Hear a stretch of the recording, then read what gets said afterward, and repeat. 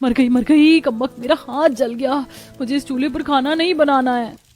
आरती अपने जला हुआ हाथ लेकर कबीर के पास जाती है। देखिए ना, चूल्हे में खाना बनाने के चक्कर में मेरा हाथ जल गया। मैं अब और चूल्हे पर खाना नहीं बना सकती। आप माँ जी से कहिए ना गैस ले आने के लिए। ये कैसी पागल जैसी बात कर रही हो?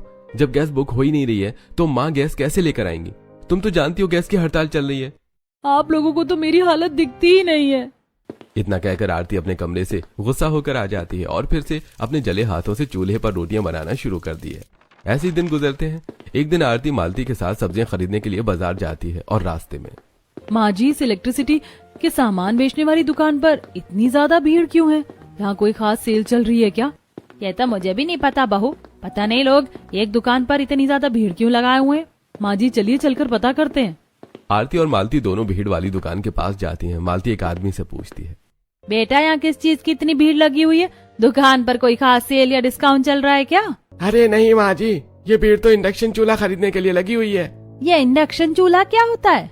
माँ जी, जैसे नॉर्मल गैस चूल्हा गैस से जलता है, वैसे ही इंडक्शन चूल्हा इलेक्ट्रिसिटी से चलता है। अब मैं समझी। तो क्या समझी बहू? मुझे भी तो समझा। अभी गैस की हड़ताल चल रही है ना, इसीलिए लोग इंडक्शन चूल्हा खरीद रहे हैं। वैसे भैया, इंडक्शन चूल्हा कितने में मिल रहा है? पहले तो इंडक्शन को कोई पूछता भी नहीं था, तो ये 1 से 2 हजार रुपए में मिल जाता था। लेकिन अब जब से गैस की हड़ताल हो गई है तो वही चूल्हा 4 से 5 हजार में मिल रहा है। बाप रे बाप, इतना ज्यादा महंगा! इस हड़ताल में तो हर कोई बहती गंगा में अपना हाथ साफ करने को तैयार है। इन इंडक्शन बेचने वालों को ही देख लो। आप सही कह रही है माँ जी, सब लोगों का फायदा उठाने के लिए तैयार बैठे हैं। आरती और मालती दोनों बात कर ही रही थी कि तभी उनकी पड़ोसन जानकी उसी दुकान से इलेक्ट्रिकल कैटल खरीदकर बाहर आती है। जानकी को देखकर, अरे जानकी, तू यहाँ क्या कर रही है और तेरे हाथ में क्या है? मैं तो यहाँ इलेक्ट्रिक केटल खरीदने आई थी। मेरी बहू को चूल्हे पर खाना बनाने में बहुत दिक्कत हो रही, इसीलिए मेरा बेटा घर में इंडक्शन चूल्हा ले आया। चूल्हे पर सारा खाना आराम से बन जाता है और ये इलेक्ट्रिक केटल है, इससे पानी गर्म हो जाता है और चाय भी जल्दी बन जाती है। अरे वाह, क्या सच में ऐसा होता है? हाँ मालती, मैं बिल्कुल सही कह रही हूँ। जानकी, क्या तुम मुझे दिखाओगी इंडक्शन चूल्हा और ये इलेक्ट्रिक केतली कैसे काम करता है? हाँ क्यों नहीं, तू मेरे साथ चल, मैं तुझे इलेक्ट्रिक केटल से चाय बनाकर पिलाती हूँ। अच्छा ठीक है, पहले मैं थोड़ी सब्जी ले लूं, फिर तेरे साथ चलती हूँ। मालती सब्जी वाले से सब्जी खरीदती और फिर जानकी के साथ उसके घर इंडक्शन चूल्हा देखने के लिए चली जाती है। जानकी के घर पर जानकी की बहू इंडक्शन चूल्हे पर स्टेनलेस स्टील के तवे पर रोटियां सेक रही थी, जिसे देखकर, ये इंडक्शन चूल्हा तो बहुत कमाल की चीज है। इससे ना तो धुआं निकल रहा है, ना ही रोटियां सेकने में गर्मी लग रही है। इसमें खाना तो कितना आराम से बन रहा है। आरती बेटा, तुझे पता है इंडक्शन चूल्हा में स्टेनलेस स्टील में सब्जी भी आराम से बन जाती है। इस गैस की हड़ताल में इस इंडक्शन चूल्हे ने हमारे घर का बाहर संभाल रखा है। जानकी आरती से बातें करते हुए इलेक्ट्रिकल केटल में चाय बनाती है और चाय बनाकर आरती और मालती दोनों को पीने के लिए देती है। अरे वाह जानकी, ये तो चाय सच में बड़ी अच्छी बनी है। स्वाद में जरा सा भी चेंज नहीं है। अब हमारी किटी पार्टी में चाय की कमी नहीं रहेगी। मालती की बात सुनकर सभी हंसने लगती हैं और मालती और आरती जानकी के घर से अपने घर आ जाती हैं। घर आने के बाद, माँ जी, मुझे भी इंडक्शन चूल्हा खरीद दीजिए ना। चूल्हे पर खाना बनाने में बहुत दिक्कत होती है। चूल्हे पर खाना बना बनाकर मैं परेशान हो गई हूँ। आपने देखा जानकी आंटी के घर पर इंडक्शन में कितने आराम से खाना बन रहा था। बेटा, वो तो मैंने भी देखा, लेकिन क्या तूने सुना नहीं? इंडक्शन अभी बहुत ज्यादा महंगा मिल रहा है, सिर्फ हड़ताल की वजह से। ऐसे में इतने महंगे में इंडक्शन खरीद कर हम लोग क्या करेंगे, तू ही बता। माँ जी, इंडक्शन चूल्हा आ गया तो चूल्हा जलाने में, खाना बनाने में इतनी जो थकान होती है ना, वो नहीं होगी। और चूल्हे से निकलने वाले धुएं की वजह से मुझे हर वक्त खांसी रहती है। मुझे चूल्हे पर खाना बनाना बिल्कुल पसंद नहीं। क्या बहू, तू हर वक्त थकान की बात करती रहती है? मैं भी चूल्हे पर ही खाना बनाती थी और उसके साथ घर का सारा काम भी करती थी। मेरी सास तो घर का एक काम नहीं करती थी, लेकिन मैं फिर भी तेरी मदद करती हूँ। माँ जी, आप समझने की कोशिश कीजिए ना। नहीं आरती, अभी इंडक्शन बहुत महंगा है, अभी हम लोग इंडक्शन नहीं खरीदेंगे। तुम चूल्हे पर ही खाना बनाओ। वैसे भी इंडक्शन आ गया तो बिजली का बिल ज्यादा आएगा, तो तुम इंडक्शन का ख्याल अपने दिमाग से निकाल दो। मालती को गुस्से में देखकर आरती ज्यादा कुछ बोलती नहीं है और घर के साफ सफाई में लग जाती है। ऐसे दिन गुजरते हैं। एक दिन आरती घर की सफाई कर रही थी तो वेद के हाथों से उसका गुल्लक टूट जाता है और सारे सिक्के यहाँ वहां चले जाते हैं। माँ, मेरे सारे सिक्के खो गए। वेद बेटा, तुम चिंता मत करो, सारे सिक्के घर में ही हैं। और देखो ना, ज्यादातर सिक्के तो दादी के कमरे में गए हैं। मैं उनके कमरे से सिक्के लेकर आती हूँ। आरती मालती के कमरे में सिक्का ढूंढने के लिए जाती है और जैसे वो बिस्तर के नीचे सिक्का ढूंढने के लिए झांकती है तो उसकी नजर गैस सिलेंडर पर पड़ती है। ये गैस सिलेंडर यहाँ क्या कर रहा है? आरती गैस सिलेंडर को बेड के नीचे से बाहर निकालती है। ये गैस सिलेंडर तो भरा हुआ है। और ये वही गैस सिलेंडर है जो 18-20 दिन आराम से चल सकता था। इसका मतलब माँ जी ने जानबूझकर सिलेंडर बदला। ये सोचकर आरती को मालती के ऊपर बहुत गुस्सा आता है। आरती ये सब कुछ सोच ही रही होती है कि तभी मालती अपने कमरे में आती है और आरती के हाथ में गैस सिलेंडर देखकर सब कुछ समझ जाती है।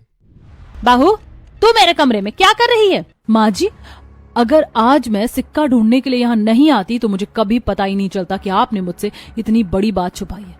बताइए माँ जी, आपने मेरे साथ ऐसा क्यों किया? मैंने क्या किया है? आपने ये गैस सिलेंडर मुझसे क्यों छुपाया? मैंने ये सिलेंडर छुपाया नहीं है, बल्कि मैंने इसे इमरजेंसी के लिए रखा है। और बहुत ज्यादा बोल मत, समझी? माँ जी, इस बार आपने हद कर दी है। अपनी कंजूसी की वजह से आपने मुझे इंडक्शन चूल्हा नहीं खरीद कर दिया, और ये काफी नहीं था जो आपने मुझसे गैस सिलेंडर छुपा कर रखा। अगर आपको ऐसे ही करना है तो ठीक है, अब मैं चूल्हे पर खाना नहीं बनाऊंगी। तेरी इतनी हिम्मत, तू मुझ पर गुस्सा दिखा रही है? तुझे बहुत गुस्सा आता है ना? अब मैं तुझे बताती हूँ, कान खोल कर सुन ले बहू, सिलेंडर हड़ताल में रसोई बंद रहेगी। इतना कहकर मालती गुस्से में एक बड़ा सा ताला लाकर रसोई में लगा देती है। शाम को रघुनाथ, कबीर और मनीष घर आते हैं तब। अरे ओ भाग्यवान, कहाँ हो? खाना दो ना, भूख लगी है। माँ जी अपने कमरे में है और आज घर में खाना नहीं बना है। आप लोगों को बाहर से ही खाना पड़ेगा। आरती, ये किस तरीके से बात कर रही हो पापा से? और तुमने खाना क्यों नहीं बनाया? मैं अब और चूल्हे पर खाना नहीं बनाऊंगी। चूल्हे पर खाना बनाने से मेरी तबीयत खराब हो जाती है और माँ जी ने रसोई बंद कर दी है, तो मैं कुछ नहीं कर सकती। भूख की वजह से आरती के ससुराल वाले परेशान हो जाते हैं।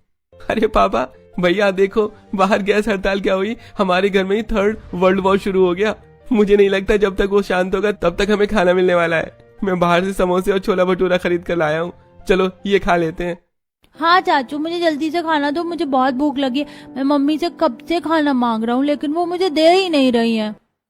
आरती सबको खाना निकाल कर देती है और सभी बाहर का समोसा और छोला भटूरा ही खाते हैं। देखते ही देखते 3-4 दिन हो जाते हैं। अब बस बहुत हो गया, मैं तंग आ चुका हूँ बाहर का खाना खाकर, और ये छोले भटूरे समोसा सेहत के लिए सही भी नहीं है। मैं वेद को हर दिन ये सब नहीं खिला सकता। अरे बेटा, तू बिल्कुल सही कह रहा है, बहुत हो गया इन औरतों का, अब हमें कुछ न कुछ करना पड़ेगा। रघुनाथ कबीर के कान में कुछ कहते हैं और फिर रघुनाथ, कबीर, मनीष और वेद चारों घर के बाहर हड़ताल पर बैठ जाते हैं। मम्मी, भाभी, हमारी मांगे पूरी करो। मम्मी, दादी, भूख लगी, रसोई का ताला खोल दो। इस तरह घर के सारे मर्द घर के बाहर बैठकर हड़ताल कर रहे थे, जिसे देखकर आस पड़ोस के लोग आरती के घर के सामने जमा हो जाते हैं। तभी आरती परेशान होकर अपनी सास के कमरे का दरवाजा पीटने लगती है। माँ जी, दरवाजा खोलिए, देखिए ये लोग क्या कर रहे हैं। अपने पति और पोते को और बेटे को हड़ताल करता देखकर मालती से रहा नहीं जाता और वो दरवाजा खोलकर बाहर आ जाती है। आप लोग ये सब क्या कर रहे हैं? घर के अंदर चलिए अभी के अभी। मालती की डांट सुनकर घर के सभी मर्द अंदर जाते हैं।